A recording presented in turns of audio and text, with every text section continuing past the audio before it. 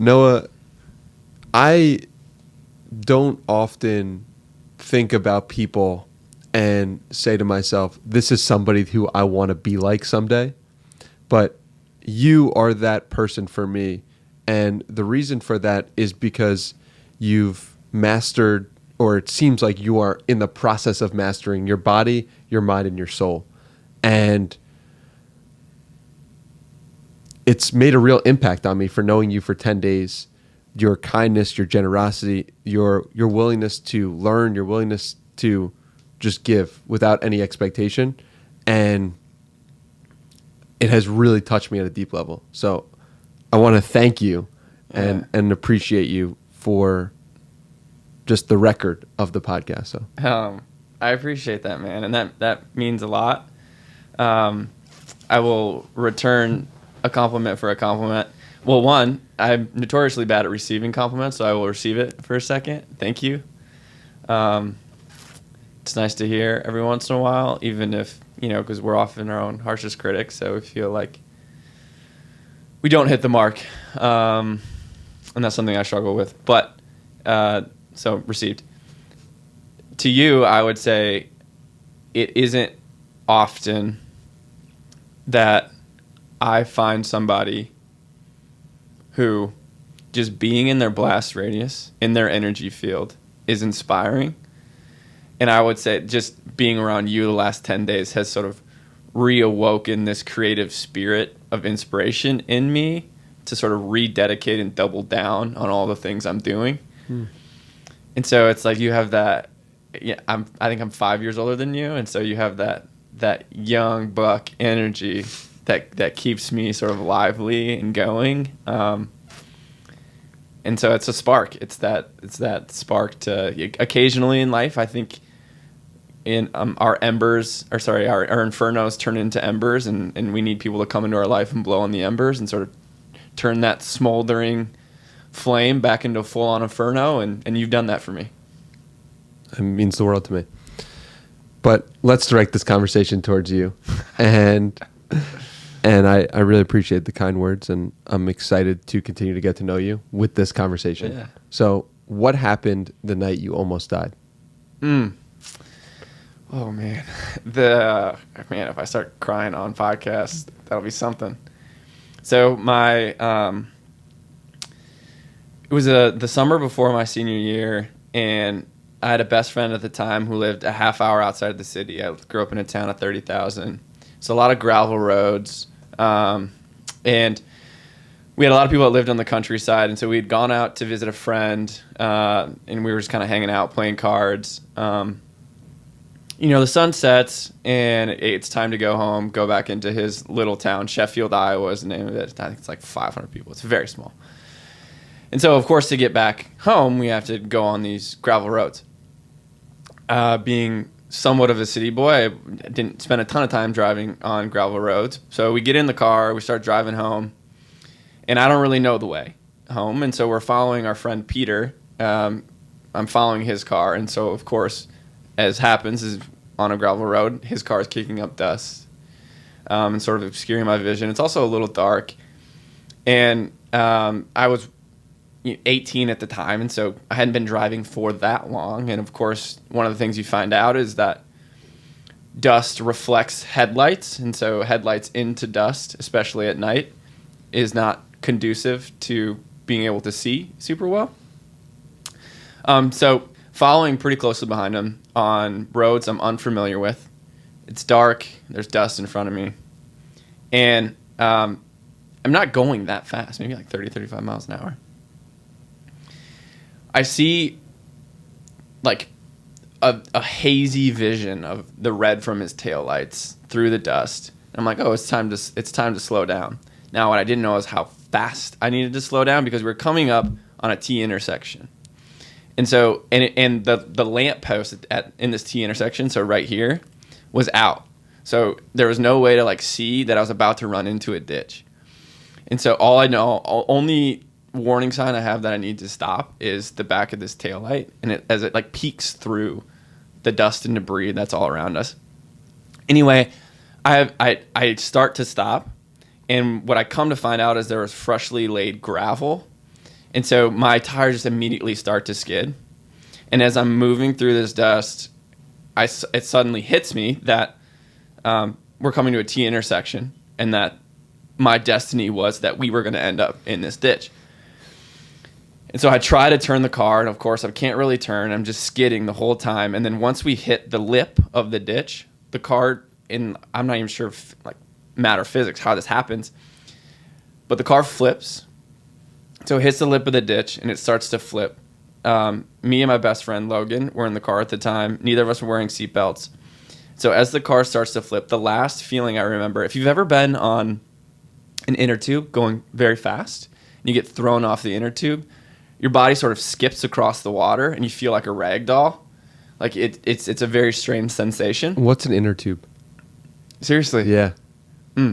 Behind a boat. You pull it behind a boat and it looks like a donut. Oh, yeah. Have you ever ridden one down? Yeah, I know that snow? thing. I never knew it was called an inner tube. Oh, maybe it's a Midwest thing. I don't know. We call it inner tube.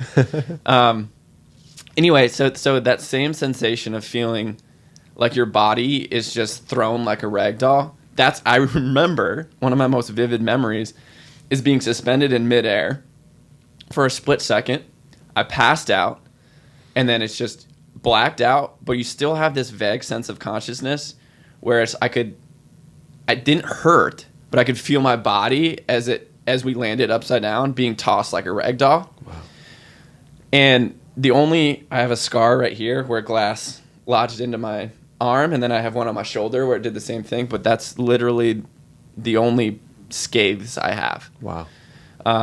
My friend Logan, who was in the passenger seat, to this day it cracks me up because when it happened, he had been texting on his phone like this. We flip over upside down. He gets knocked out unconscious. Scariest moment of my life is there's a split second where I wake up before him, or I come to consciousness before him, and he is unresponsive to my cries, basically, like, wake up, wake up. And so thinking I had just killed my best friend. And then in true Logan fashion, he sort of comes to consciousness. The first thing he says is, "What happened to my phone?" Because it had cracked in half, like, during it. And to this day, the craziest thing about it for me is... And Logan was fine too? Yeah, he had a concussion. So he went to the hospital, but that was it, just a concussion. To this day, the craziest thing about that whole thing is because we weren't wearing seatbelts, I was in the driver's side and he was in the passenger side when this happened, when we flipped. When we were upside down, I was now on the passenger side. He was on the driver's side. And so we had swapped places in air. And the idea that I have a few scars to show for it and he had a concussion to show for it, there's no reason I should be alive today. Like, people have died for far less. Mm-hmm. And so I love Marcus Aurelius, and one of my favorite lines from Marcus Aurelius is when he talks about, imagine, it's a paraphrase, but he says, imagine you died and everything else you've been given is bonus time. Now go live the rest of your life. And so I think about it often, even in the context of, like, is this a simulation? It's like, as far as I'm concerned, I died that day. Wow. You know what I mean? And, like, every single second I get for the rest of my life is bonus time. And so it doesn't matter, like, through hell or high water, through the good, the bad, the ugly, whatever. The reality is like, I've been given something I'm not owed. I've continued to be given something I'm not owed every day I wake up. And so it's like, why would I not just absolutely learn to love this experience for all of the fruits it offers, bitter and sweet? Because it's all an opportunity to taste these fruits that should have been taken to me a long time ago.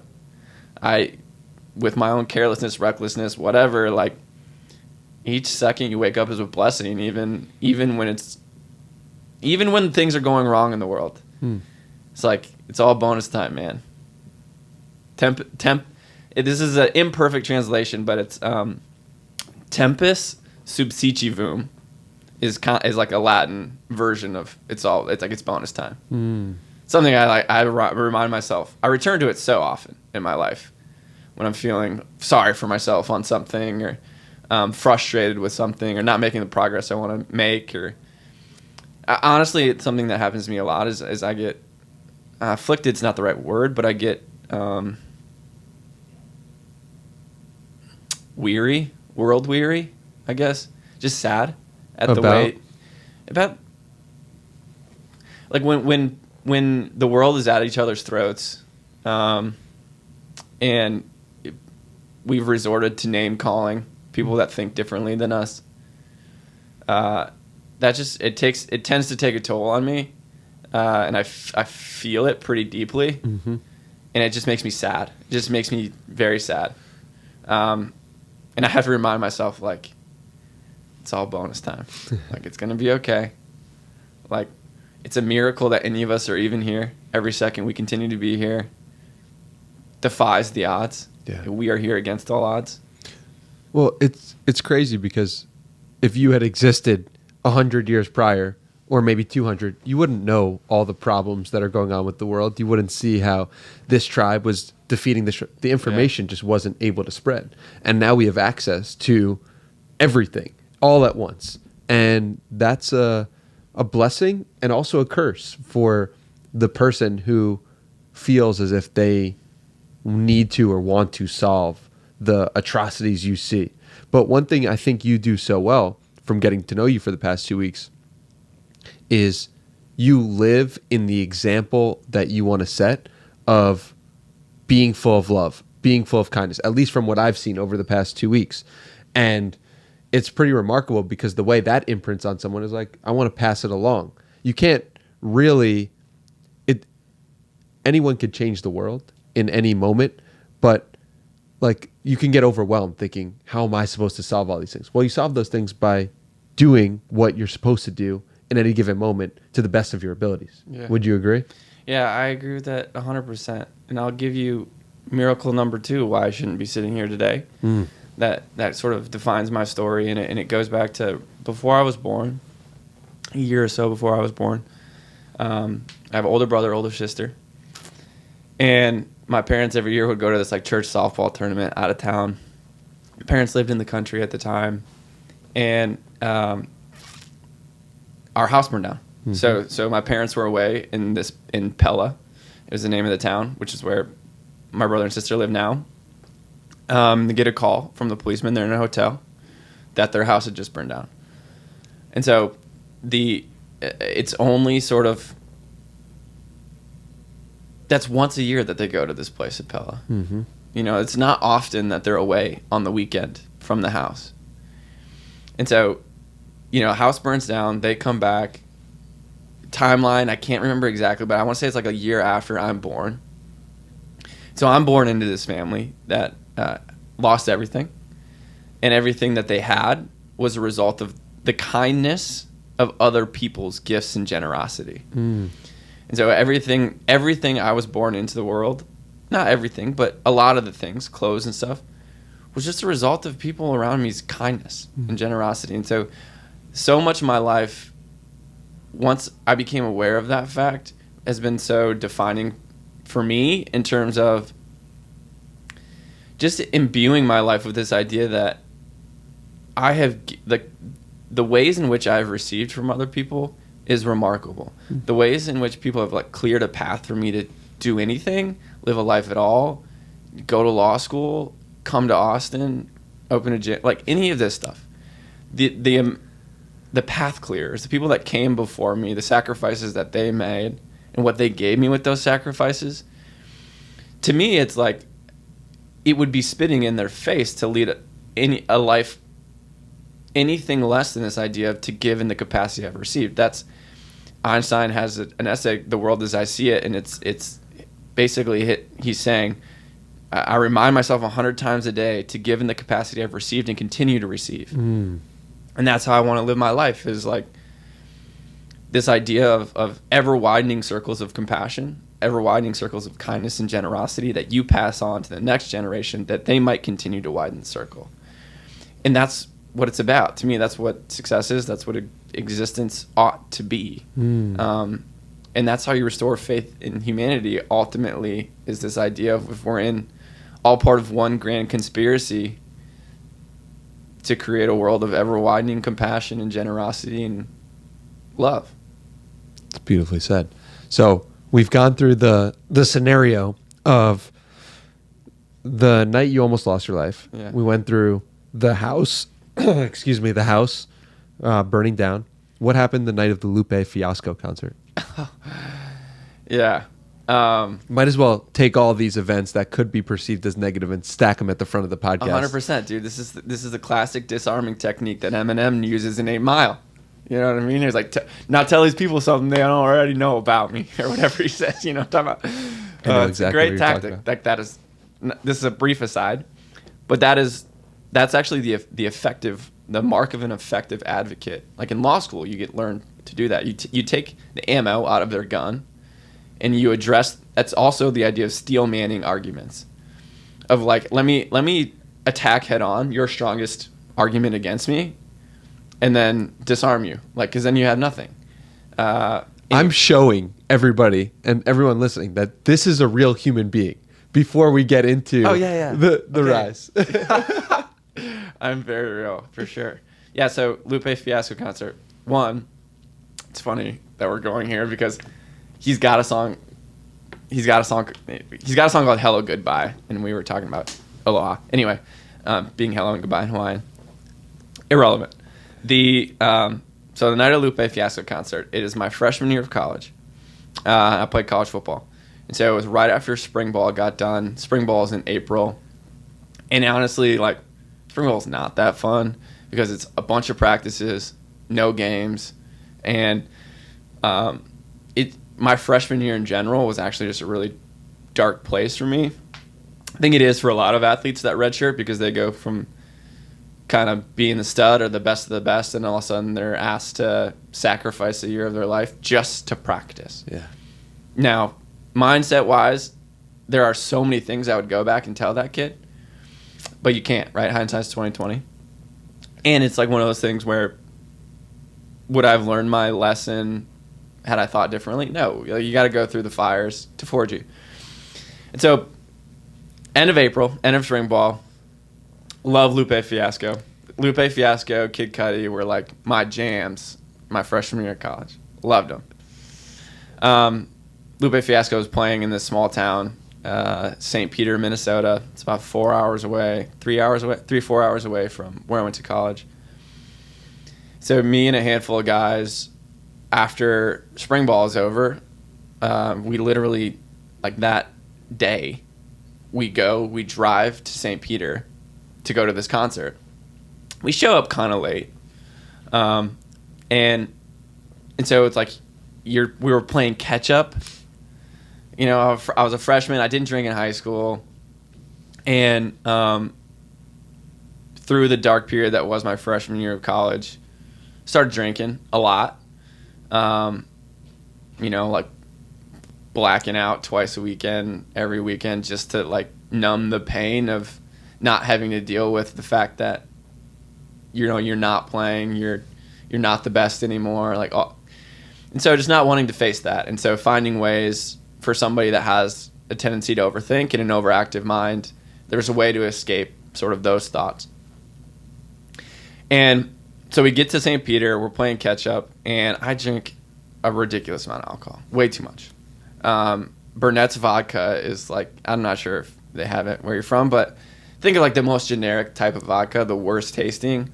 I remember I had a Code Red Mountain Dew and strawberry Burnett's vodka, and I don't even remember what we're doing, but I'm literally chugging this. I drink a whole 750 in less than a half hour because we're trying to go to the concert. By the time we get to the concert, I am trash.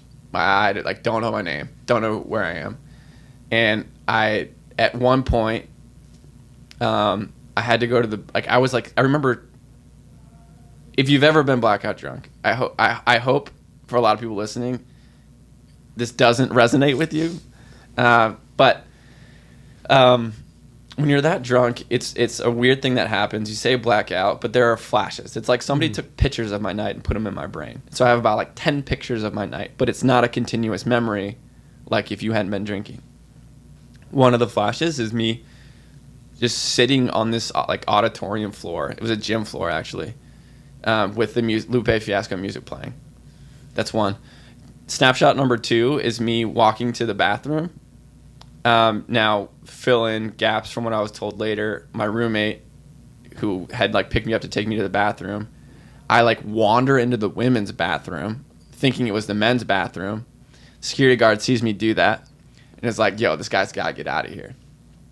So get kicked out of the concert, and then I get put on a bus with one of the guys I was with, telling the bus driver, like, hey, take him to this address and drop him off. So he drops me off. Like, that happens. I get dropped off.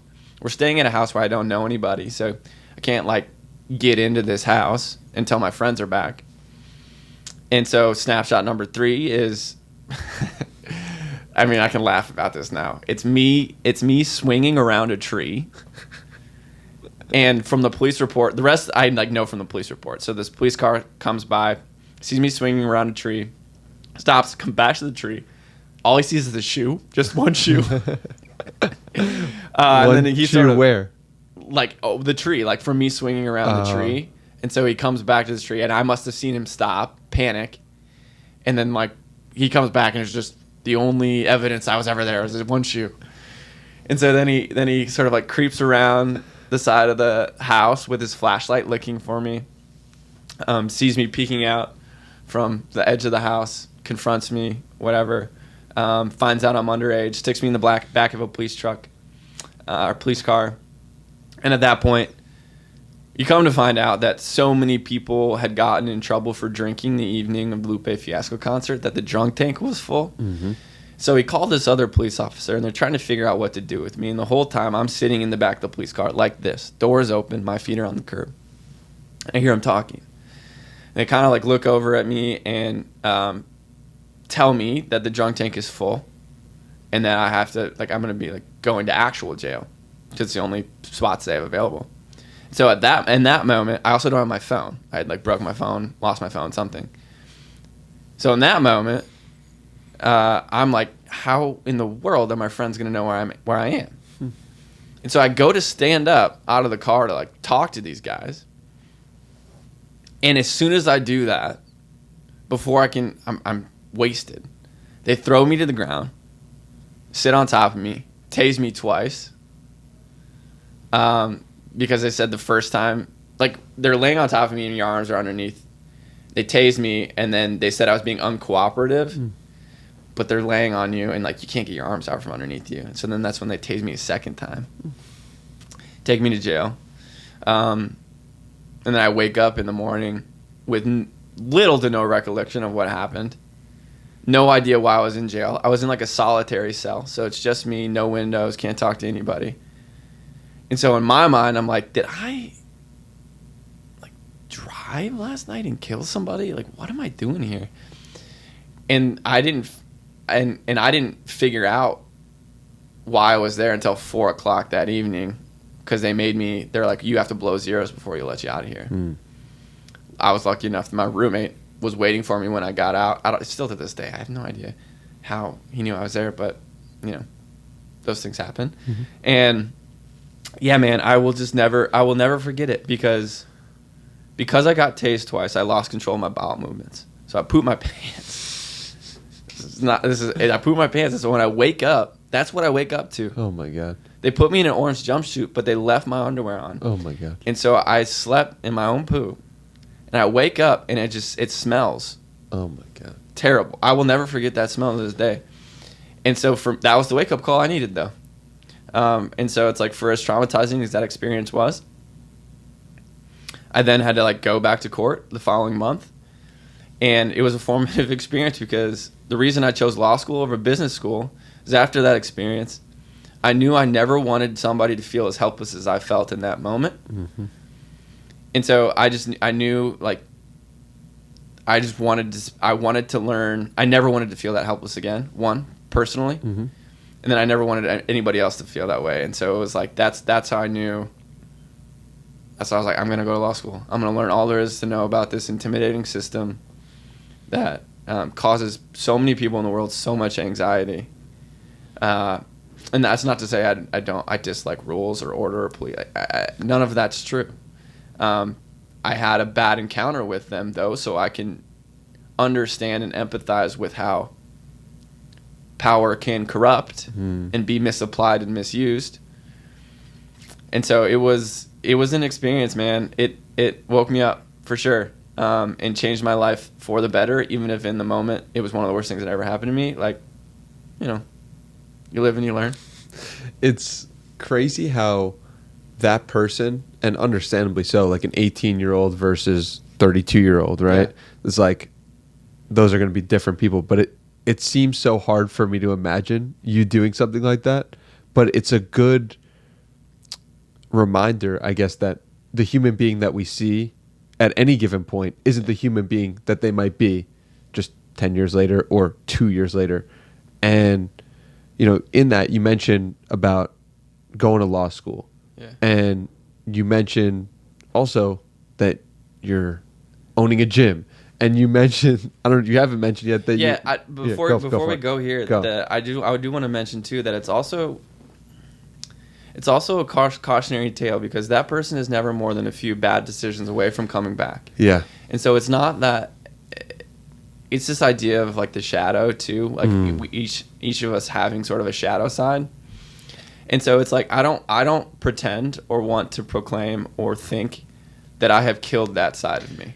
It's very much still there, and I have every day you have to keep it in check. So what did you do to kill that side of you, or to minimize the effects of that side of you? What do you do on the day-to-day today, or in the last 3 years, let's say, to choose the good angel instead of the devil? Feed the good wolf. Yeah. Yeah.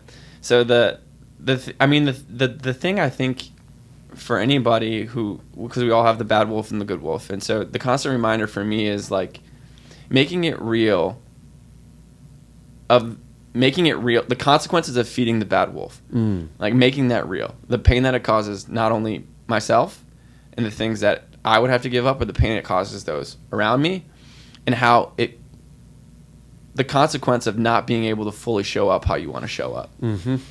And so that's what keeps the bad wolf at bay. Yeah. Is this continued awareness. And this was like, I don't journal a ton, but I write. Writing is my journaling. But this is a reason that journaling is great for so many people, is because it's a sort of awareness every single day to make the intentional choice to feed the good wolf. Mm-hmm. And so this is why, like the Eye of Horus in Egyptian, it's like the idea is that you have to always be watchful. The hero is always watchful. You have to constantly be paying attention.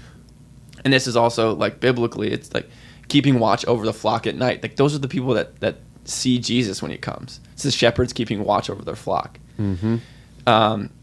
Nietzsche has a saying that the task of philosophers is, he says, we whose task is wakefulness. That's how he describes philosophers. It's the same situation that we have to have for ourselves, of like staying in the state of alertness and wakefulness and not believing that our job is ever done. It's a battle that has to be fought every single day. And that's all it is for me, is it's like just the recognition that, no, you have to make the decision to fight the good fight every single day. It's not a one-time decision. Okay, so on that point, yesterday we finished a run, which you took us through, and we went to the sauna, and after the sauna we went to the ice bath, and I said, I don't think I'm doing the ice bath today. And you gave me a look. You didn't say a word. You gave me a look. What was going on in your mind in that look? Well, I tried not to shame you with that look. I think if I could put a voice to that look, it would be something like, "Are you sure?" And like I feel like that's the whole idea of, we all have a internal judge and ideal that we have to answer to, that asks you that. Like, it's the voice of, when you make a decision not to run one more 400 when you're supposed to run your 400, your judge is staring at you in the face, asking you, "Are you sure?" And you know in that moment, if you give in to the voice of, if you get into the bad wolf and the voice of weakness, that judge isn't going, that inner critic is not going to go away. It's gonna leave you with more evidence of a life of, where you've settled for something less. And so part of this idea of feeding the good wolf is the same thing as feeding the hero inside of you, feeding the bad wolf is the same thing as feeding the villain inside of you. And so whichever one you feed is going to be the predominant voice. And it's never going to go away. The voice of the villain's never going to go away. But knowing that it's going to be a battle you fight every single day, and not even every single day, but it's 10,000 decisions every single day. So you're fighting that battle so many times, and it's like, who wins the majority of the time? Who gets a majority of the votes? So James Clear has this idea of talking about, every habit is a vote for your future self. And so if you cast that into this light of we have a hero, a villain, a good wolf, and a bad wolf inside of us, then it's like you can make the intentional decision and sort of let that hang over you and use that to guide your decisions of like, in this moment, how do I feed the good wolf? And that's any decision you're making when you come to a crossroads or a fork in the road is a function of that. If you ask yourself, how can I feed the good wolf? This is also the idea of, you've heard the idea of the devil's at the crossroads. So what that means is every time you need to make a decision to do X or Y, to ice bath or not do ice bath. Yeah, the reason, like, the devil is at the crossroads of the decision, he's the voice of doubt that says, "Nah, you don't need to do that today." Yeah. It's also the choice of Hercules between vice and virtue, the hard path, and the path of pleasure. And it's like the same thing. You come to those crossroads, you're going to have one voice that's like, "Nah, that's okay." But it's inconsistent with your ultimate internal critic and judge, the ideal, the thing that hangs over you telling you what you could be. This is one of my favorite topics of all time to talk about, because there's this story of Alexander the Great. And we don't really know if the story is true or not, but a lot of scholars have speculated that he loved and wanted to be the new Achilles from the Iliad, the strong and mighty hero that sort of killed more Trojans than anybody else. And he was, he fought for glory, and he was kind of seen as this symbolic hero, as the ideal warrior for ancient Greece. And so when Alexander the Great existed in the 300s, 300 BC, he, united many of the Greek city-states in the ancient Mediterranean at the time. And it was said that he came to a statue of Achilles and he started weeping when he was 30 or 31 years old, because standing in the presence of the ideal, the eye looks at you. That is the eye of Sauron. And so it's the same thing. One of my favorite poets is this Rainier Maria Rilke. And he has a poem called The Archaic Torso of Apollo. And so his whole poem is the narrator steps up to the statue that is the archaic torso of Apollo. And he's sort of looking at all of the cracks. And like, it's not even a fully formed statue. It's incomplete. It's broken. There are pieces that are chipped away. But he can't help but feel like beauty is emanating from this thing. He comes to the end of the poem. His eyes work its way from all the way to the top to the bottom. And it ends with, "You must change your life." Because in the presence of beauty, you can't help but feel like there's something about you that needs to change. You're not who you could be. And that's what you are when you're standing in front of the ideal. Going back to Nietzsche, when he talks about if you look long enough into the abyss looks back at you. It's the same exact thing. If you think about The Lion King, you've seen Lion King? There's a scene in the Disney version of Lion King where Simba goes through the jungle. Rafiki takes him to that pool of water. And in the pool of water, he asks Simba to look, because he's trying to figure out, like, who are you? And he's like, "That's not my dad, it's just me." And he's like, "No, look harder." That's what Rafiki says. "Look harder." So then he looks again, and what forms? Mufasa, his dad, the king ideal. he could be if he wasn't running from his problems. And so in the face of that ideal, it's a call to take his place among the kings, his birthright. It's such a great story. One more example of this is Lord of the Rings. I love Lord of the Rings. And so there's this ideal of, this is a longer story, but because it comes from when I was in a float tank right before I started writing my book. So it's a huge inspiration of why I started writing a book and why I moved to Austin. I was in a float tank in Minneapolis. And if you've ever been in a float tank, it's a very amazing experience. You should do it. 45 minutes into the float, my anxiety had finally settled. and sort of it's near hallucinogenic in what is happening. And I see this low resolution. I'm going to say vision, but like it's not. When you say vision, what you're referencing is like this low resolution, hazy thing that it looks like you're viewing it through 7 layers of opaque glass, and you're like, what is that thing? I don't really know.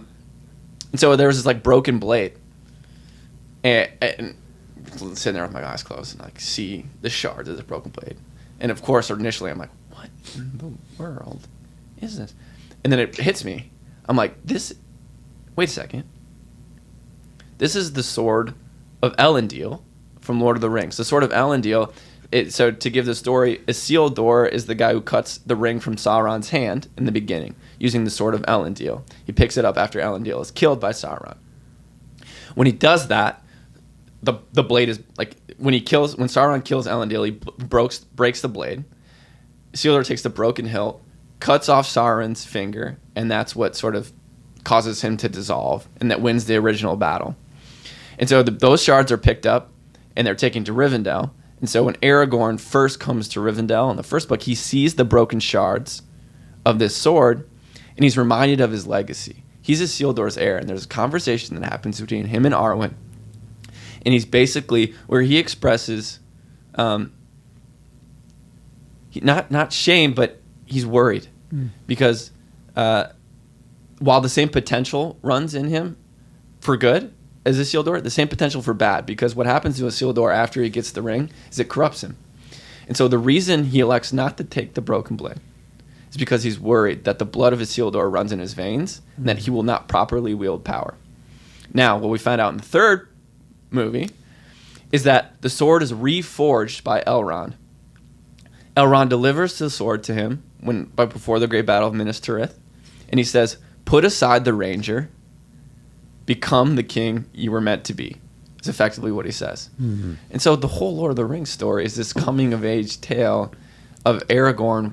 He's the sleeping king that awakes. Huh. It's the sword reforged. That's Simba going back and confronting Scar. It's a tale as old as time.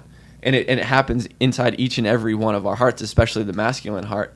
There's this idea that it's a story of Jonah when he's called to go to Nineveh by God and he runs away. It's the refusal of the call. That's what Joseph Campbell would call it in The Hero with a Thousand Faces and The Hero's Journey. And so I think that's one of the great tragedies of our day is how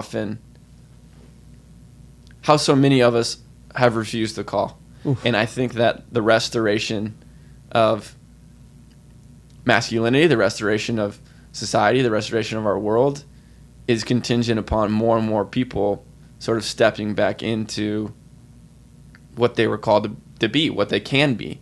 Mm. And so that's like one of the foundational stories that I think motivates me, and one of the foundational things that I hope to tell more and more people and inspire more and more people to sort of wake up to that and realize and ask themselves the question of how have I been refusing the call? Because when you refuse the call, the seas get stormy. That's what happens in the story of Jonah. When he refuses the call, sort of God throws all these waves at the ship until eventually he's sent off the side and swallowed by a whale. Yeah. When I say the seas get stormy, that's metaphorically what I'm talking about is we feel this sense of anxiety that you can't escape. Like, we know it. Yeah. We have the answers within ourselves, so many people. Yeah, go ahead. So when the person isn't seeing the ideal in their own day-to-day, yeah. What I loved about what you did, and I don't know if you were seeing the ideal in your day-to-day, but you were looking at the most wise or the most incredible people you could find, and you said, okay, Solomon, Marcus Aurelius, and Abraham Lincoln, those are the people that, to me, represent the ideal in some way. Yeah. That's what you said. Yeah. And I thought it was so fascinating because it just goes to show if somebody's listening to this right now in their own life and doesn't have the ideal or what that looks like, because there are moments in your life where you're like, what's the point? There's nothing great. There's nothing true. There's nothing beautiful. Yeah. There's nothing good. But there are people who have lived true, beautiful, good lives. Yeah. And you found those. So take me through the process of finding your people, your tribe of mentors, your people who you could look at as the ideal. How does one go about finding their ideal? Yeah, that's a great question.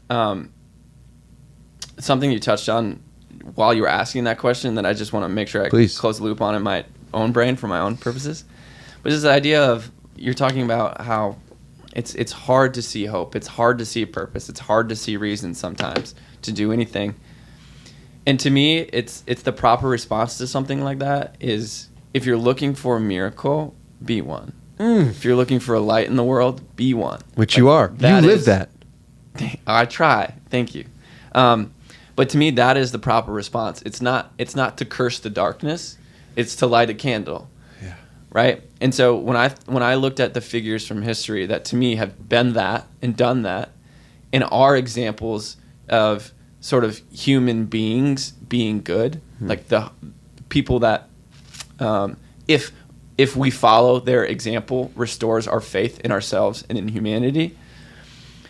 That's what it was for me. Now, as for answering your question in terms of how people go about identifying their ideal, one, what I always ask is, one of my favorite questions is just, this goes back to we whose task is wakefulness. And so I'll answer this question, I promise, but I got to give you context. Do it all. Go crazy. Carl Jung is very famous saying, is psychologist, psychoanalyst. A lot of people know the saying, but it's like if until you make the subconscious conscious, it will direct your life, and you will call it fate. So it's like whether you are consciously aware of it or not, there is a story that you are living out. Joseph Campbell would call it the myths we live by. We all have myths that we live by. Carl Jung would say, yeah, we all have stories that we live by, and you better know what story you're living by.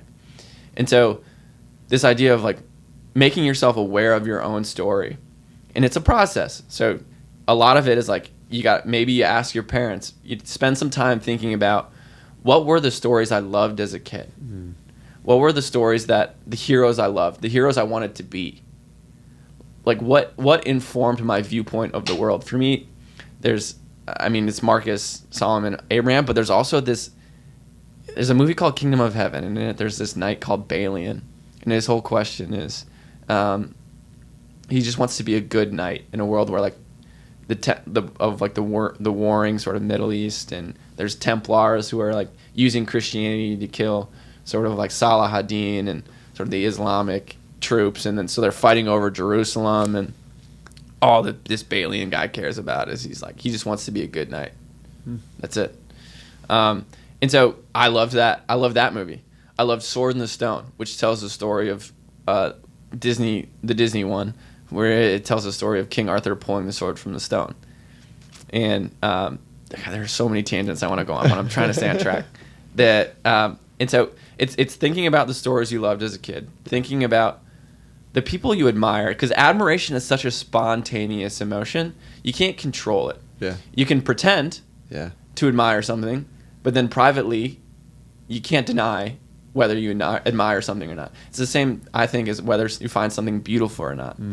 You can pretend publicly that something is beautiful, but then privately, you really know if you think that thing's beautiful or not. You really know if you admire something or not. And so, just thinking about it from that context of who do you admire? One of the best gifts I was ever given was a mother that fed my interest in reading, and so I had a large selection to choose from when I sort of scoured my memory and all of the things I've read. But even if you don't, it could be a sports figure. I feel like for a lot of guys, especially, it might be like a Kobe or an MJ or some sports figure that they grew up with. A lot of folks would probably say their parents or their dad or their brother. All of those are good things. But then what you need to actually ask is, why do I admire this person? What is it about them? And so then you can start to cherry pick a little bit of attributes. And it's sort of like a choose your character type of thing where you create your own avatar of if I incorporate the most admirable parts of all of these human beings, then what you do is you stumble forward. It's like you're on your hands and knees, and it's this excavation project, and there's a great ruin underneath you, and it's your job to uncover it. And so you're on your hands and knees sort of pushing back dirt and dust, and you're like, oh, I got a little more vision of that. But it's your whole life. Yeah. There is an endless ruinscape beneath us, and we spend our whole lives just uncovering a little more of the mystery. And that's all it's about. And so you don't need to have a great vision of the ideal, because it's always going to be a moving target, and it's always going to elevate. As you uncover more of this ruinscape, it's going to be a greater and greater picture, and it's going to be a more and more elevated ideal. And so it's just the object in motion stays in motion. You don't need a perfect idea of it. You just need some semblance of what it looks like to move in that direction. And then you dedicate yourself to uncovering more and more of it. And what you'll find is that the closer and closer you move toward it, the more and more it expands, the more your idea of it. And then you watch yourself, and you're sort of your own inner judge and how that's reacting to certain things you do. When you do something, like, what is your inner critic saying? Is it Socrates? I love Socrates. He's like the father of philosophy. In Plato's Apology, so he was put to death for corrupting the youth in impiety in ancient Greece, which is just their way of saying he was challenging the order, the rulers of the day, power of the day. And so he gets put to death, has to drink hemlock poison. But he was given the opportunity to escape the day before he goes to the Senate in Plato's Apology, and basically agrees to die on behalf of philosophy and truth, pursuit of truth.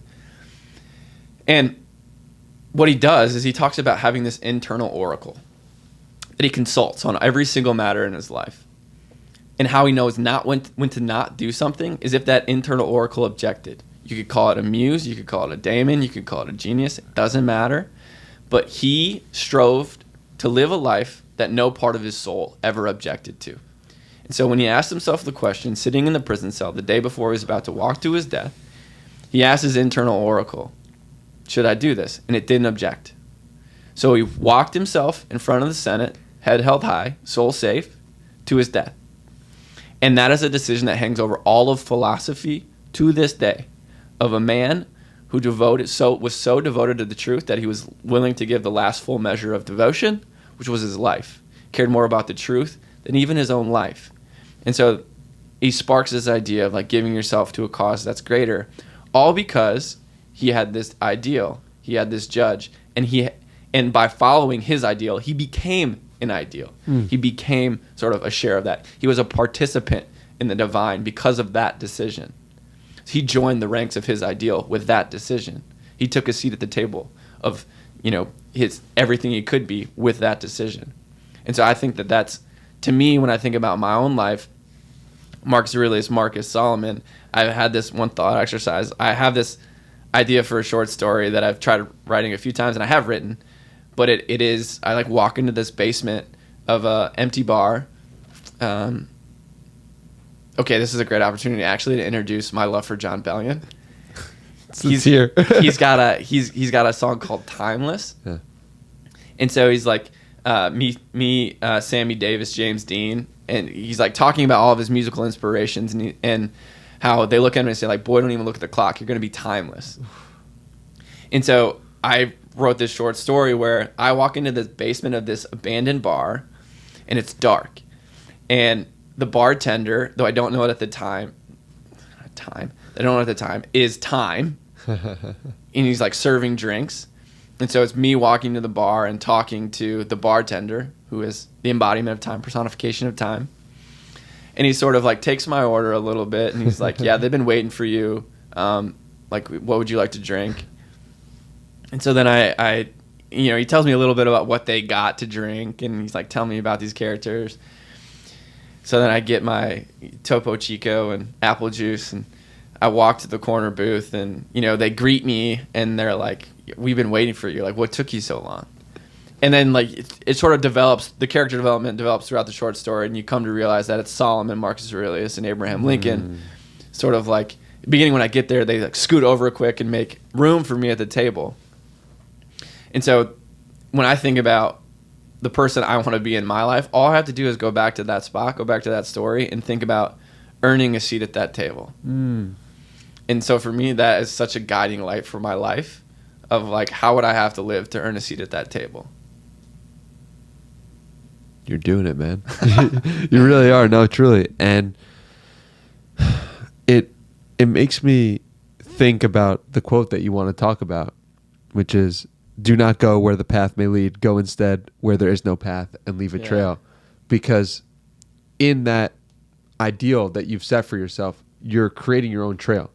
And there were very few people who were combining all those three people and said, those are the people that I'd like to be like someday, or those people have to. But you, when I read what you want or why you like Solomon, Marcus Aurelius, and Abraham Lincoln, it's like from Solomon, this is your quote: every morning that I ask for and seek wisdom above all else. From Marcus Aurelius, you say, whenever I meet temptation with restraint. And Abraham Lincoln, every time I choose what's right over what's easy. And so I see you embodying all that, and I see you creating your own trail. How does that land for you? I mean, it lands in a lot of different ways. The Abraham Lincoln, I'll just touch on his specifically over choosing what's right over what's easy. One of my favorite books of all time is a book by Douglas Wilson called Lincoln's Sword. And he talks about how... Lincoln's Sword? Lincoln's Sword. And he talks effectively about Lincoln won the Civil War with his words, his ability to wield the pen. I love Lincoln for 7,000 reasons, but not least of which is that. When he was 13, I think it was 13, it was stupid young, he wrote a poem, and it reads like this: Abraham Lincoln, his hand is in his pen. He will be good, only God knows when. He's 13 years old. And so from that young age, he had this conviction of being a person of destiny, dedicating himself to truth. One of the most formative experiences of my life, in law school, I took a class called Lincoln and the Constitution. And the professor at the time, I can't even remember specifically what we were talking about, but we were talking about whether it was maybe the Emancipation Proclamation, some hard decision that Lincoln had to make, knowing that there were a lot of people that were hostile toward him, a lot of people wanted to take his life, and that in some of the things he was doing, he was effectively signing his own death warrant. Like, he knew he was putting a crosshair on his chest, and that the likelihood that like people were going to come for his life was pretty high, but he did it anyway. And so the law professor looks at me, and he says, "Mr. Huisman, if you were in Lincoln's shoes, what would you have done?" And my response was, "I hope I have the courage to do what Lincoln did." Now, what he said next changed my life. I think about it like crying.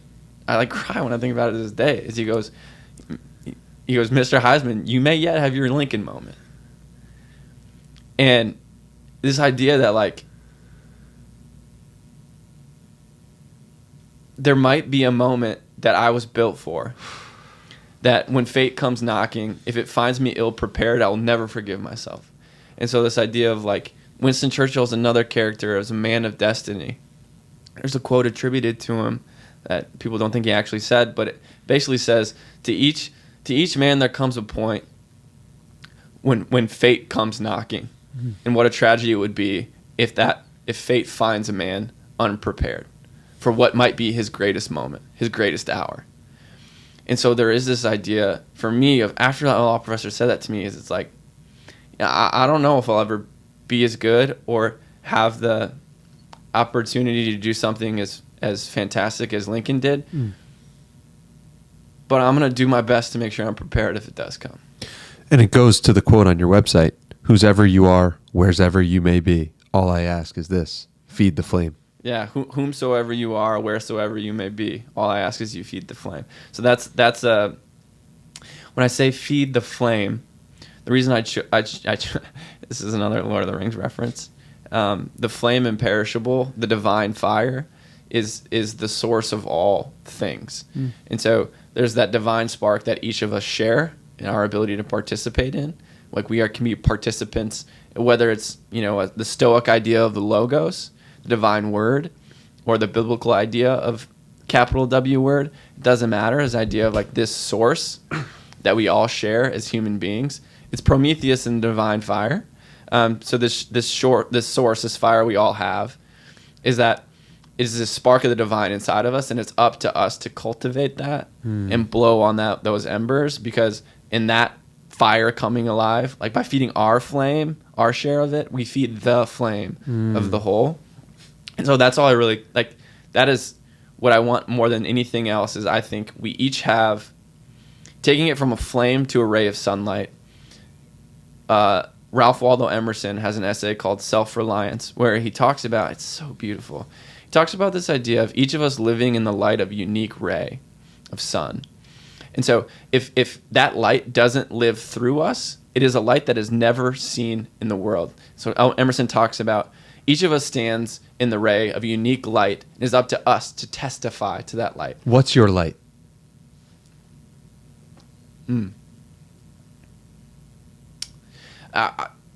Yeah, I would say that the stated purpose of Gandalf in Lord of the Rings is the preservation of all worthy things.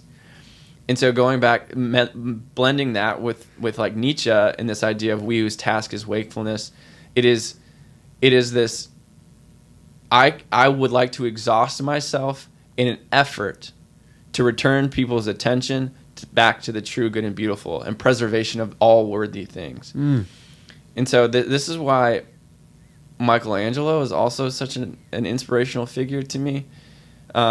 You read his biography and you find out that he saw himself as a servant of his muse, of a servant of beauty. That's how he saw himself. So everything he did, whether it was a statue of David or the Sistine Chapel, he was a vessel for beauty.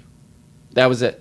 And so that's how I want to live my life, is like with beauty as my beacon, that I might be of service to it, and that everything I do points to something beautiful.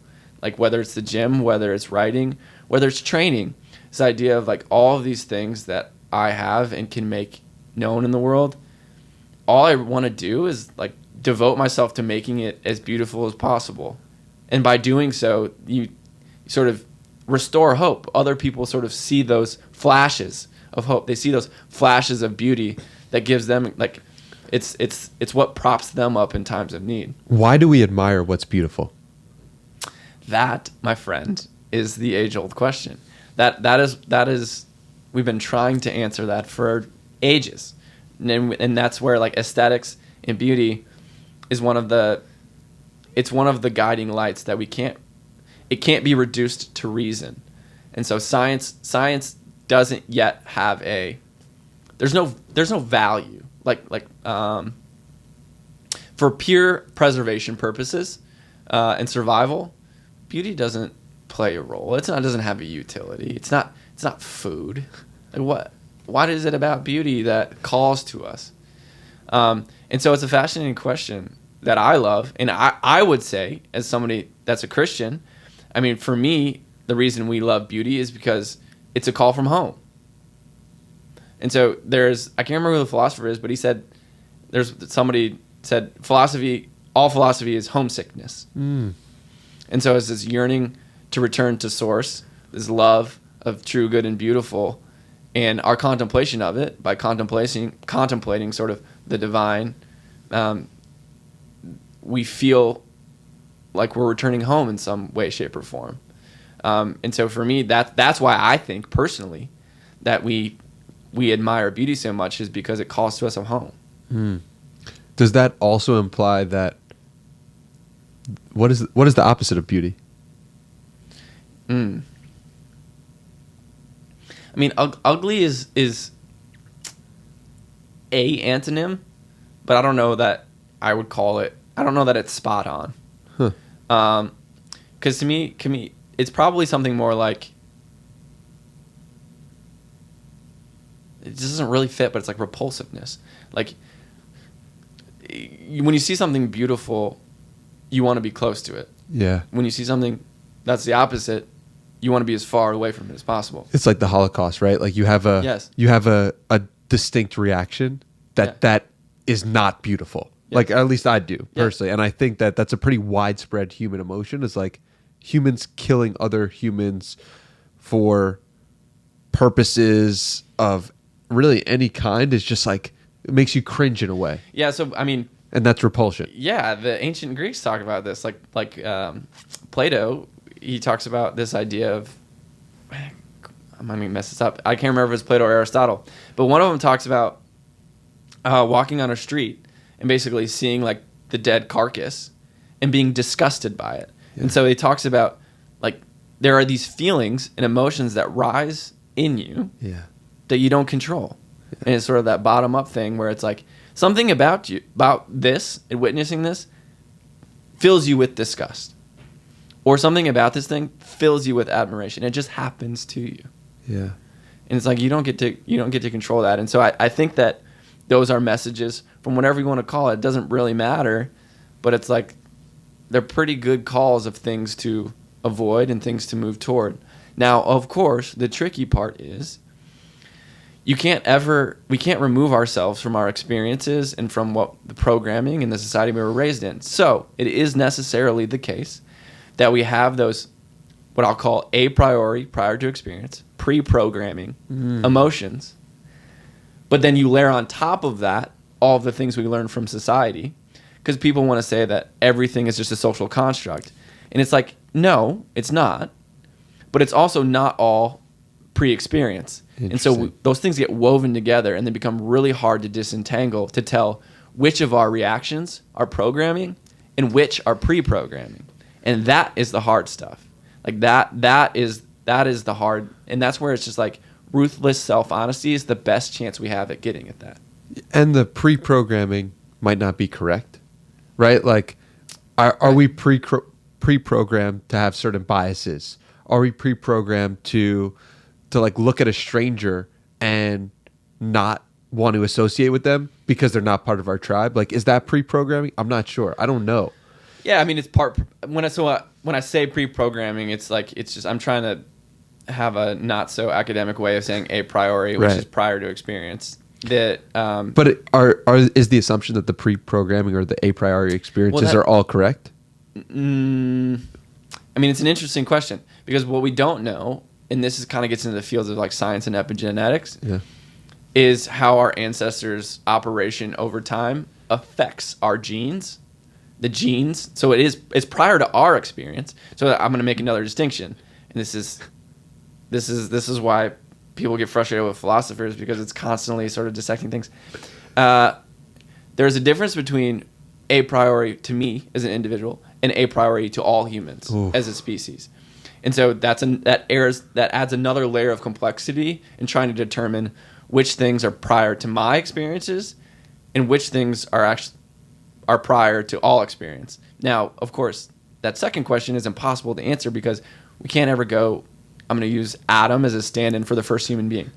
We can't ever go back to Adam and examine him and ask him, what things are you feeling as the first human being to experience anything ever? What's going on here? Yeah. Because that's the only way we can really know what things come before experience. Now, if I think about that, if we stay with this thought experiment and go back to the first humans, it has to be the case that something told them what to do before they had experience. Something told them where to go. Something told them, like, something in them existed before their experience of the world, and then it gets supplemented by the experience of the world. Now, I don't want to spend too much time on the thought experiment because you could chase your tail forever, but it is interesting, and I think it's through conversation and self-reflection. I don't know that we can ever hit the nail on the head. It's one of those things where you just stumble. You attempt to dedicate your life to stumbling closer and closer to the truth, understanding that you're not always going to get it right, but you can get closer. And so that for me, that's all it's about is kind of the examining your experiences, examining sort of maybe where your parents came from, and then trying to understand. So this is another important thing to bring up here. David Hume, he, in a throwaway line in one of his books, talks about the is-ought problem. And so the is-ought problem, Jordan Peterson mentions this a lot, but I don't know that I've ever heard him like explain it specifically. So the is-ought problem, as David Hume says, when I read other philosophers, everything's going fine. Things are all well and good, and they're talking about the way things are and the way human beings have been wired and our biology and sort of how our ancestors shaped us. But then at some point along the way, that is transforms into an ought. So the way things are, turns into this is the way, because it's how it is, it's how it ought to be. Should be. Now, this is actually a really interesting thing, I think, in the age of, when we think about it in the context of, especially recently, it feels like there's a lot of sort of return to our bodies, in ancient times were wired to do this thing, or we were meant to do this Primal. thing, or like this is how we've lived for centuries. And so, but then what they use that to infer an ought, meaning like, because that's how things have always been, and that's how our ancestors were 2,000 years ago, that is what we should continue to do. Wow. And so it raises this question of, okay, to what extent actually is, again, this goes back to a question of epigenetics and science, and I don't know the answer. It's like, to what extent should we strive, strain, and struggle to change to change the biology, to change the epigenetics for something else that ought to be? And so when you get science is only an understanding and a study of what is. It can tell you nothing of what ought. It can only tell you what, it can't tell you why. And so there's something missing there. And so it's like, is can only tell you so much. And that's where the disconnect often comes in. I think it's one of the reasons that Jordan Peterson talks about sort of the void and the abyss that gets left in the absence of God so much when Nietzsche announces it, as because he knows, what's going to fall from this is, what games must we invent, Nietzsche says, because without that ideal, without God, there is no ought. Do you believe in God? I do, yeah. Was there ever a period of your life when you didn't, or you questioned that belief? Definitely. If only, yes. And I think the ultimate test of whether somebody's questioning something is how they're choosing to live their life. Because somebody that doesn't ever question their faith, but acts. So I would have never said that I don't believe in God. But if you would have looked at my life, there would be a time where, looking at my life, you would have no idea that I believed in God. And I think that's the same thing, because ultimately what you truly believe, you act out. And that was like... Ultimately what you truly believe is what you act out. Yeah. That's powerful. Because, I mean, if you don't act it out, you don't truly believe it. Yeah. You're casting the vote. Yeah. Yeah, exactly. With your actions. It was another one of Nietzsche's criticisms of Christianity, was this idea that he thought there was only one true Christian, and it was Jesus Christ. And the reason he said that is because he looked around at people all over the world, and it's like, they're not acting like they actually believe this is true. They're saying they think it's true, but they're not acting like it. Not acting like this story is true. So to this day, I would say that there's still elements of, I'm not acting out the story perfectly by any means. It goes back to this like stumbling toward it. I'm trying to get closer. I'm trying to embody it more and more, and I stumble. I mean, the whole thing about it though is when my relationship with God changed was when you understand the story of Jacob in the Bible, and just a quick summary of it. So Jacob's the one, he wrestles with an angel, but before he wrestles with that angel, he refers to it as the God of Abraham, which is his dad. And then he wrestles with the angel, and then after that point, then it's his God, then it's Jacob's God. And so what I wrestled with was this idea of God that I had been told of by my parents and my pastors. Is that truly what I believed? And so I went through a period of like, I don't think, knowing something about it didn't sit right, but not sitting with myself to know what about it didn't sit right. And so when I finally had sort of the moment where I was like, you know what? It isn't God that I object to. It's the version of God that was sold to me. And I think a lot of atheism or agnostic people today, and I'm not going to make a blanket, I just think a lot of it, because I've had a lot of conversations with people who have a specific instance that they point to where somebody abused God, manipulated them with the idea of God, shamed them with the idea of God. Something in their experience caused them to turn away. And so it isn't the idea of God. It's the specific manifestation in their life where somebody misused it that turned them from it.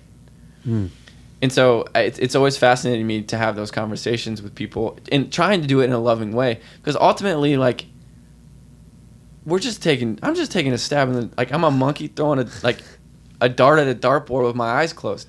You know what I mean? And I have no idea whether it's true or not, and I'm not going to sit here and claim to be the arbiter of truth. All I know is, like, the way that the story presents itself to me and what it suggests about how we ought to live. I've gotten to a point where it doesn't even necessarily matter whether the stories are literally true, because metaphorically they're true.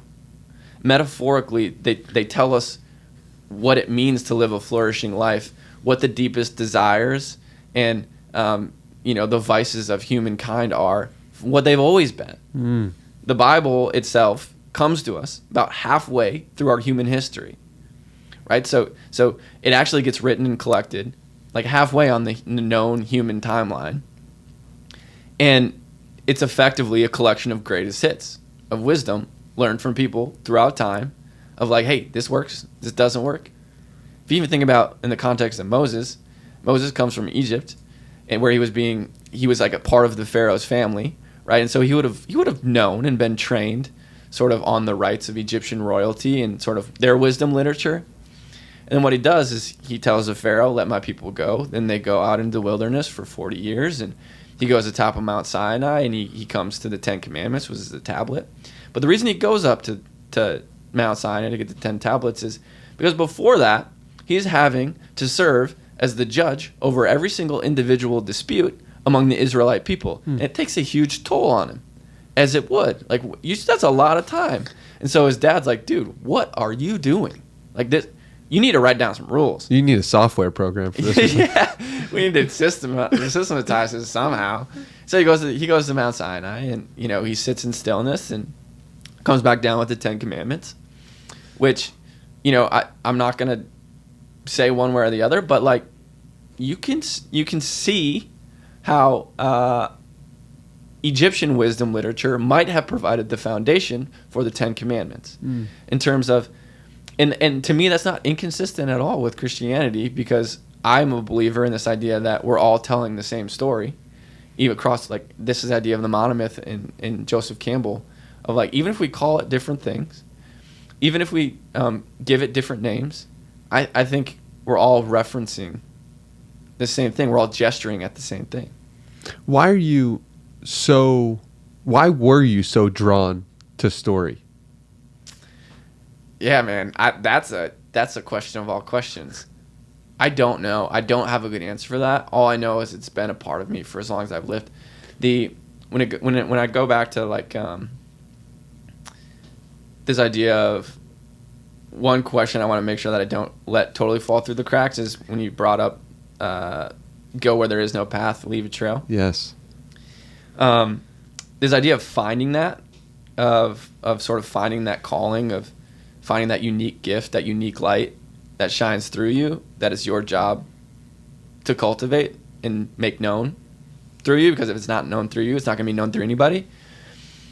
There's this idea that, like, when I was really young, one of the things I like to ask people too is like, what did your parents find you doing? Like, randomly, when you didn't think anybody was watching. Keep getting chills throughout this conversation. Like, what did your parents find you doing? What were the things as a child before society got its hands on you that you would just do? Mine was like, I would draw shoes in church. I would write stories. But so I was the youngest of three, and so I spent a lot of time on the road going to watch my sisters and brothers' games. I would steal my mom's laptop and write stories. That's all I would do.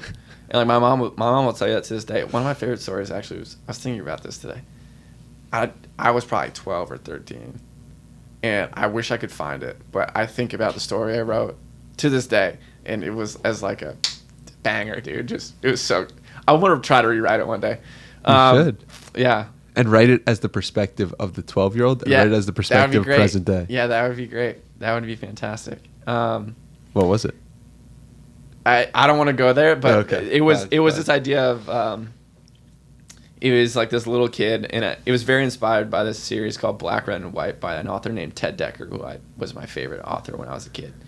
And the main plot of that is there's this guy, Thomas Hunter, who every time he falls asleep, he passes through into a different alternate world. And so it was very inspired by that, but it was me as the main character. That's cool. And it was like telling the story of me in this house. I was deathly afraid of clowns when I was a kid. And so I had a similar power as Thomas Hunter, but I was in this house, and I was being stalked by this clown that was sort of patrolling the borders of the house. He's sort of like looking through the windows. Anyway, that's like the general idea of it. But going back to the leave a trail, don't go where a path is. Is so. When I talked about feeding the flame, we talked about feeding the flame earlier. I think that the best thing in this world for anybody to do is to try to identify what that light is, what that flame is, what that unique gift is. And then you got to go all in on it. Like, don't look back, no reservations. Like, you have to cultivate that thing. Time, talents, treasures, all of that stuff to make it a reality. You're writing one book a year until you die. One book a year until I die. That's my stated aim. Yeah, man, it's the idea of compound interest. Like, I know for a fact that with beauty is my beacon, and knowing that I always knew I was gonna write, and so it was one of those things where it's like a lot of people are like, at the end of success, a book comes at the end of success for a lot of people. And so it was me, like, I know where my life is leading, and it's to a book. I'm gonna write them today. I'm gonna just start writing it now. Like, there's no reason for it to come at the end. Well, that's such a powerful idea. We often wait to the end to celebrate, but why not celebrate every year? Why not celebrate while you're going through the thing? Yeah. And we don't stop often to think like that. Yeah, I mean, it's the same thing as like the pot of gold's always at the end of the rainbow, where it's like the thing always comes at the end of something else, and it's like, just do the thing, just the thing that you're trying to work toward, the thing that you're trying. What I asked my parents and other people is like, what do you want to retire to? Like, what is the thing you're hoping to retire to? Do that thing now, like, or at least start so that the best years of doing that thing are like 40 years from now, after you get the effects of compound interest. And so it's like, my best book could very well be 40 years from now, but the only reason I'm gonna be able to write it is because I started today. And so, like, that, I love that idea of, there's two lines, one from Seneca in letter 13, and it says, the fool for all his faults has this also: he's always getting ready to live.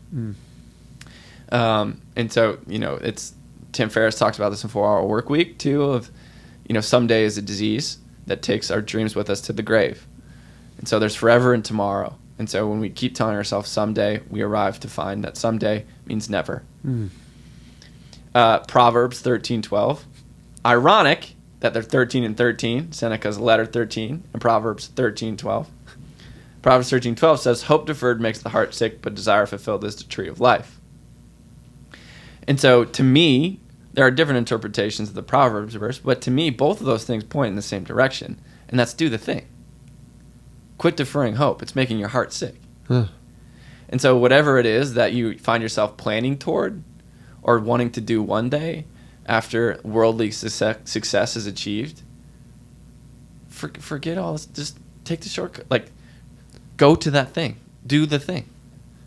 Yeah. So, maybe a quote here that aligns with your own life. Yeah. Years of college football had taught me to grind, and I took pride in my ability to outgrit others. Subconsciously, I'd come to equate long hours with working hard, which in turn I equated with worthiness. Busy equals successful, or so I thought. I was only as worthy as the hours I worked. Little did I know that the thing that I was grinding away at was my soul. And I bring that up because it's like, you could have lived in that realization forever. Yeah. The thing you were going to retire to, the pot of gold at the end of the rainbow was like, oh, I'll have all this money at the end and I'll be sitting on a beach somewhere. Yeah. But instead you chose a different route. Abraham Lincoln might say the right route Yes. as opposed to the easy one. So we're gonna go back to Seneca on this one. Another one of his favorite, my favorite lines that he has is, "Nothing except the soul is worthy of wonder." Nothing except the soul is worthy. I have to stop you because you've processed these ideas and I'm hearing about them for maybe the first, second, or third time. Nothing but the soul is worthy of wonder. Nothing except the soul is worthy of wonder. Okay. And it's the same thing that Socrates stood for, is this idea that the only thing you owe loyalty to in this life, the only measure of success, is whether or not you come to it at the end having sort of your soul, a magnanimous soul, which is great soul. That's the Greek for like magnanimity. There we go. Yeah. Magnanimity is sort of this Greek idea of greatness of soul, bigness of soul. So to me, that's the measure of success. And nothing. When I think about nothing except the soul is worthy of wonder, to give a little background of, so I was on sort of this path in the story that you're talking about, M&A attorney, sort of working. Yeah, I was like top 3 on the hours worked charts for the first 4 years of my career. And you become partner shareholder at like year 7, and then we're talking like just money I never would have imagined would be money that I could make, and it was a very clear path in front of me of like I would be a year away from that had I stayed on that path. Wow. And it leads to all sorts of worldly success and money. And you'll get appreciated for it, and people will say that's an amazing thing. Yeah, but this is the verse in the Bible of like, what does it do to gain the whole world but lose your soul? And it's like, it's why I love the philosopher Boethius so much, is because he stands for the same thing of like, your soul is actually the only thing of value that we have. All the rest is decorations. Everything we accumulate in this world, it doesn't actually belong to us. We're not owed it. And we make a huge mistake of identity when we place our identity in those things, in money, in fame, in followers. That says nothing about nothing about our worth, nothing about sort of our nature. It doesn't dictate whether we're a good person or a bad person. I heard, sorry to cut you off, I heard Ryan Holiday say, your children don't care about your accomplishments, your professional accomplishments. And it speaks to that same idea of like children, the purest form. The things that we're doing are great and all in the career and workforce, but it doesn't actually impact who we are and what our soul is. And children know that inherently. Yeah, 100%. And that's the purity of children before the world gets their hands on them. As it's like, yeah, it's that play. That's that. And this is another verse from the Bible where he's like, unless you become like children, you can't enter the kingdom of God. So I was like, okay, well, what does that suggest? You know, there is this, and that's what the elves represent in Lord of the Rings also, is sort of the childlike, even though they have eternal life. Anyway, yeah, man, I just, this idea of preservation of soul, and going back to John Bellion, cannot quote him enough. He's got a song, New York Soul, where the line is, a voice says, I might need my soul. A voice says, I might need my soul. Yeah. And so it's like, have I lost control? A voice says, I might need my soul. And so fashion is another one where he talks about like, might be gold, but that shit's still a chain.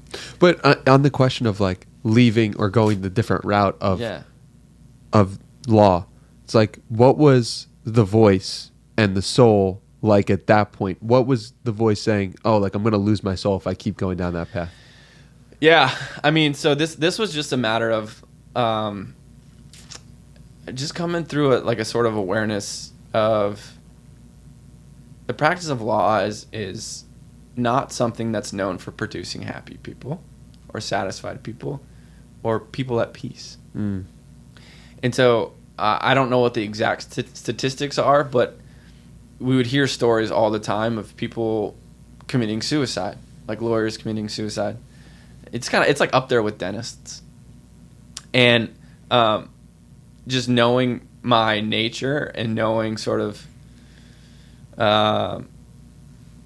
some of my tendencies toward melancholy, which is another reason I love Lincoln, is I knew that if I stayed on that path, it likely ended in suicide. There's another poem by Lincoln. 4 lines in the middle of the poem say, "To ease me of this power to think that from my bosom raves, I'll leap headlong from hell's high brink and wallow in its waves." And so it's Suicide Soliloquy is the name of the poem. Wow.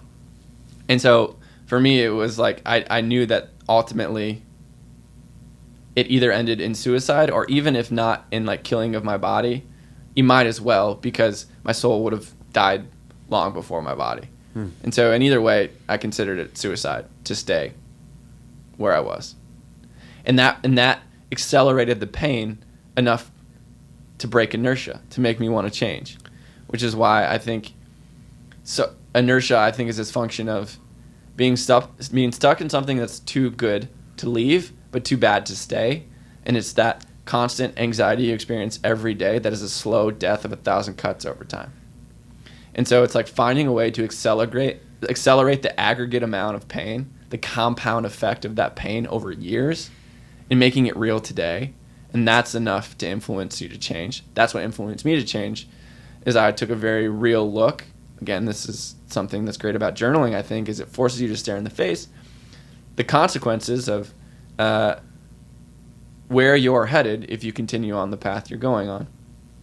And I think it's Jordan Peterson that had a line. I think he said this on Chris Williamson's podcast, actually.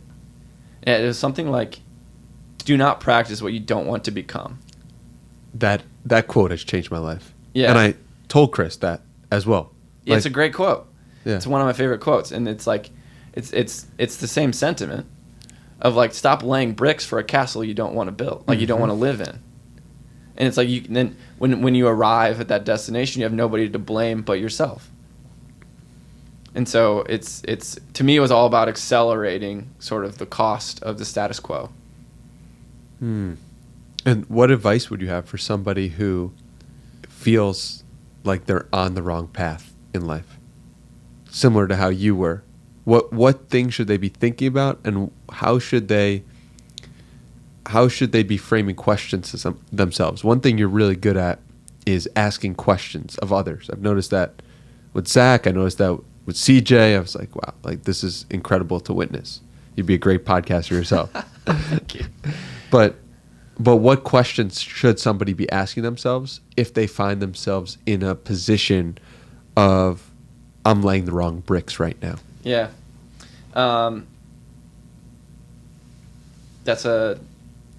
Before I answer that, sorry. I keep doing this. No, you're Before good. I answer that, though, that another reason Socrates was so great is because he was known as the gadfly of Athens for the reason that he never actually supplied answered, and people would get frustrated with that because all he would do is answer questions. He would just give that look. He would just give that look. Give that look and ask questions because the reality is like he knew that he didn't have the answers. Yeah.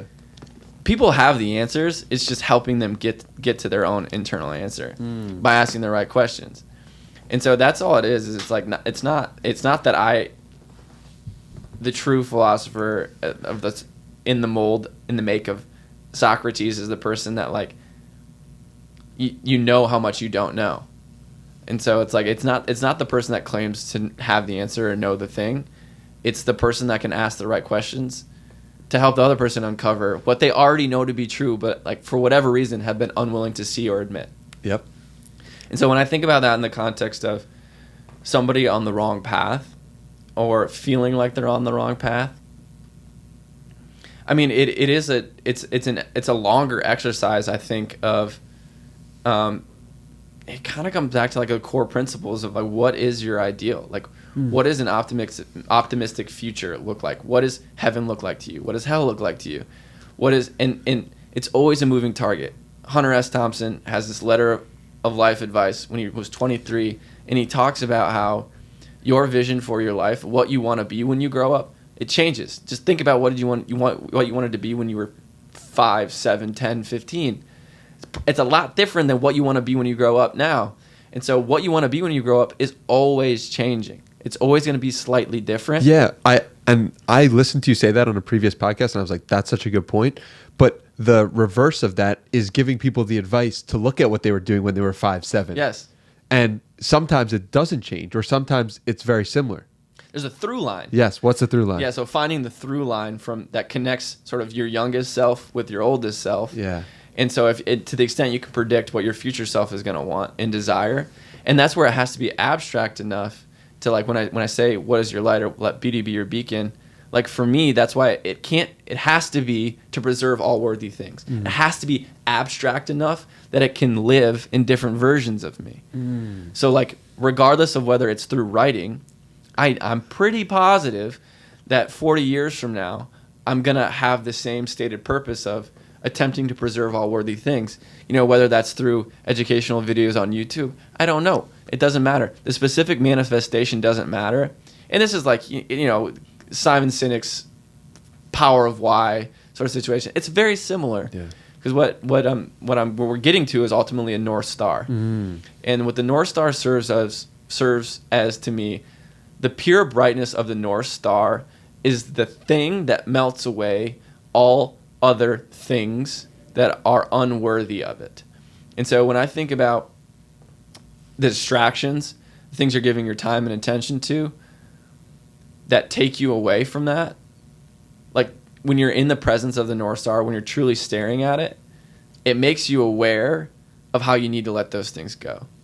And so like podcasting is this specific thing for you right now, right? And so if that's the North Star, then the reality is, like, there are things you need to hold everything you're doing in your life up to that North Star. And if it can't withstand the light, it has to go. Like, you have to cut ruthlessly the things that are taking you. Those are the sirens, right? In the Odyssey, like those are the things that are pulling away from purpose. They must go. All things must go. Nothing except the soul, the North Star, is worthy of wonder. Powerful. Before I let you go, I got to ask you about the traits you wish to pass along to your children if you have children in the future. I really want children. God willing. Yeah. So what traits of yours do you want your children to embody?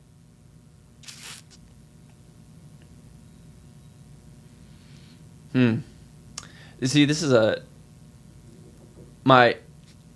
how much I struggle to answer this question actually serves to highlight a flaw of mine. In terms of, I really struggle to receive or to acknowledge your own greatness. That's the truth of it. I mean, it makes me uncomfortable to even like hear you say that. Why? Let's go into it. It makes you uncomfortable when someone reads your book in front of you. It makes you uncomfortable when someone compliments you. It makes you uncomfortable to acknowledge your own greatness. Why is that the case? Before we get into the children. Let me start by answering the question of like the book. Sorry. No, you're good. I love it. On the book piece, it's because the book to me is, I open sort of the value philosophy section with the line by C.S. Lewis where he talks about, I write to you as one amateur to another of lessons learned and insights gained. It's not exactly that, but it's something close. And so it's this idea of like my writing, I use my writing as a way to like think publicly and invite the reader to follow my logic and sort of how I've moved through this information. And it's less from a space of I am the expert on these things, hear me.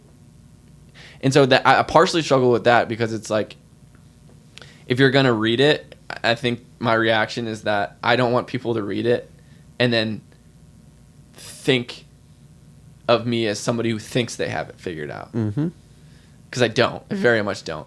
And the reason I wrote the book is because I need it more than anybody else, or as much as anybody else. That's why I do the podcast. That's why anyone creates anything. Yeah. It's because they need it themselves. Yeah. But you're getting worried in the perception of others based on your own creation. True. So I think for me, I mean, going back to this idea of the cautionary tale, going back to this idea of this is Aragorn not picking up the broken blade because he's worried he will repeat the downfall of Isildur. This is Solomon becoming the richest man in the world just to deviate and lose it all. And so it's this archetype of this classic idea of the person that once worthy falls out of worthiness once they start to like come into sort of success. But acknowledging it doesn't do anything. Like acknowledging that, from my perspective, acknowledging your own progress or the things that you've done well doesn't imply that in the future they won't. True. And, to me. And the best way I've and I'm glad you brought this up, because the thing I want to be more clear than ever is the things I talk about and write about and speak about are not of me. They only move through me. Mm-hmm. They pre-existed me. They are not me. I did not create them. I am just a vessel for beauty. Yeah. I am just a steward and servant of beauty, trying to do the best that he can to let it move through me. And so I guess that leads to this. If I could have my child inherit one trait of mine, it would be similar to the one that my mom fed in me, of this insatiable hunger to learn and read and know. And like this inexhaustible energy for growth. That would probably be it. That's very beautiful. What is a challenge we could leave people with who are listening to live a better life? A challenge points to the things we value the most and what we wish the world would embody more. And there are people listening right now who would like a challenge from you, Noah Huisman. I'm chase defeat. So when I say chase defeat, I mean a way to break out of the feeling stuck and stagnant in the status quo is that we don't allow ourselves to chase defeat. We stay sort of in places where we fail at things we don't really care about. So that was me as a lawyer. And this idea of I was in this career because if I was unsuccessful a lawyer, I didn't really care.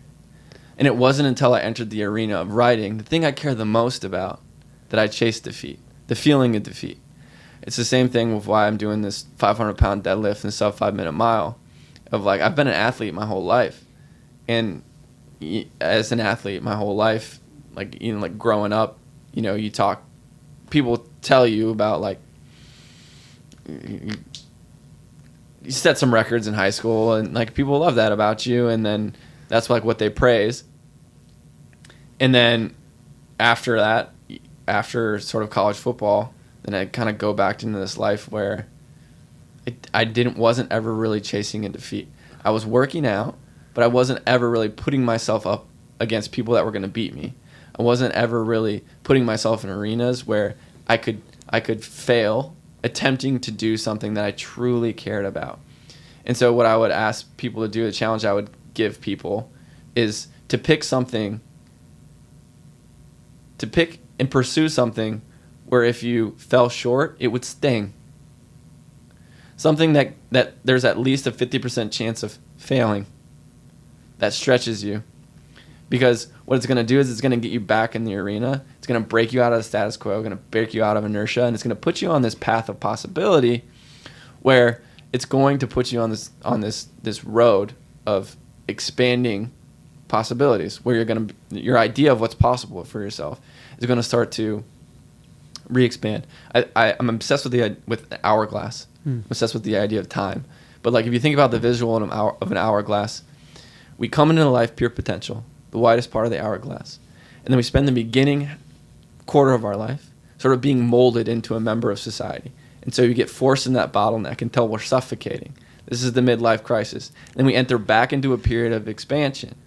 And so that is the period that I'm trying to get people to realize, if you're feeling stuck, you're in the narrow part of that bottleneck. And so we need to get you back into sort of operating from expansion. And this idea of, how do I live in ever-expanding circles? And the way to do that is to chase defeats on things you care about.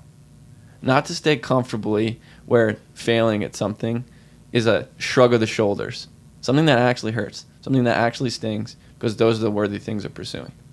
I will put it on record. Noah Huisman is the most underrated thinker in the world right now. I appreciate you so much. Follow this man everywhere. Send him a message on Instagram. I'll have all his links below. Thank you so much, Noah. Thank you, brother. Do it again.